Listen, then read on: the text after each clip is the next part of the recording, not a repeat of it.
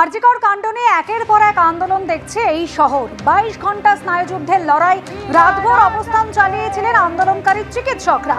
আর অন্যদিকে শ্যামবাজারে ধর্নায় বসেছেন বামেরা। রাত পেরিয়ে সকাল হয়ে গিয়েছে, কিন্তু এখনো পর্যন্ত ধর্না চালিয়ে যাচ্ছেন তারা। সৌমিত্র রায় আমাদের প্রতিনিধি সরাসরি রয়েছেন আমাদের সঙ্গে। সৌমিত্র, কি বলছেন বামেদের নেতা কর্মীরা, তারা কতক্ষণ এই ধর্না কর্মসূচি চালাবেন এই শ্যামবাজারে?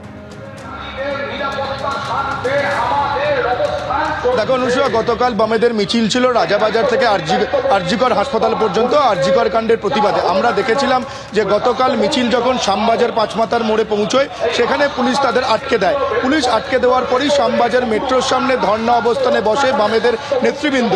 রাতভর সেই আন্দোলন চলছে, সেই ধর্ণা অবস্থান রাতভর চলছে।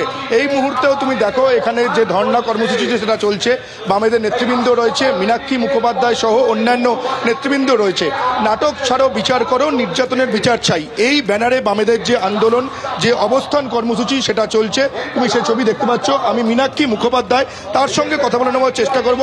যে মীনাক্ষী, গতকাল আমরা দেখলাম পুলিশ শ্যামবাজারে আপনাদেরকে আটকে দিল, তারপরেই আপনাদের রাতভর এই ধর্ণা কর্মসূচি কতদিন চলবে? আজকে তো 27 দিন হয়ে গেল বিচার হচ্ছে না, কতদিন পর্যন্ত চলবে আপনাদের এই ধর্ণা কর্মসূচি?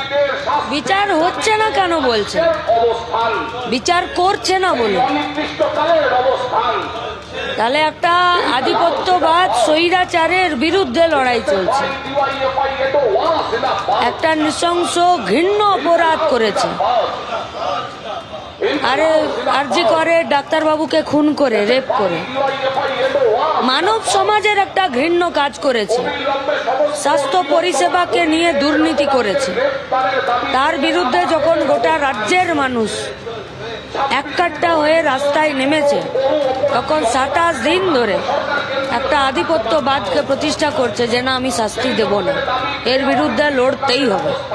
আপনাকেও লড়তে হবে, আমাকেও লড়তে হবে, গোটা রাজ্যের মানুষকে লড়তে হবে।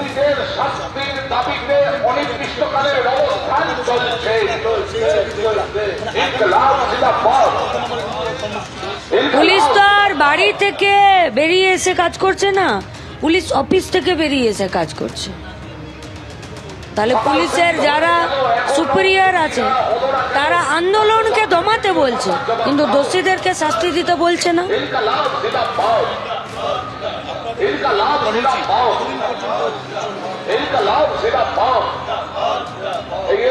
আমরা তো একে কর্মসূচি বলছি না, গোটা রাজ্যের মানুষ আজকে আন্দোলনে নেমেছে, যাতে এই ধরনের স্বাস্থ্যকে বেচে দেওয়ার দুর্নীতি এবং মেয়েদের বিরুদ্ধে রেপ ধর্ষণের যে কালচার, এই মানসিকতা, এই কালচারের বিরুদ্ধে গোটা রাজ্য লড়ছে।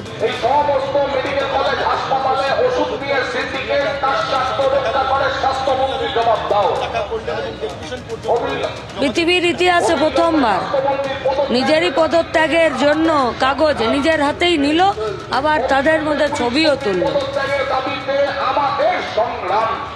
তুমি শুনতেই পেলে, আমরা কথা বললাম অনুষা মীনাক্ষী মুখোপাধ্যায়ের সঙ্গে। তিনি যেমনটা বললেন যে এই যে নির্যাতিতার যে বিচার, যতদিন পর্যন্ত না বিচার হবে ততদিন পর্যন্ত বামেরা রাস্তাতেই থাকবে এবং তাদের যে আন্দোলন, সেই আন্দোলন চালিয়ে যাবে এবং আগামী দিনে এই আন্দোলনের ঝাঁজ আরও তীব্র থেকে তীব্রতর হবে।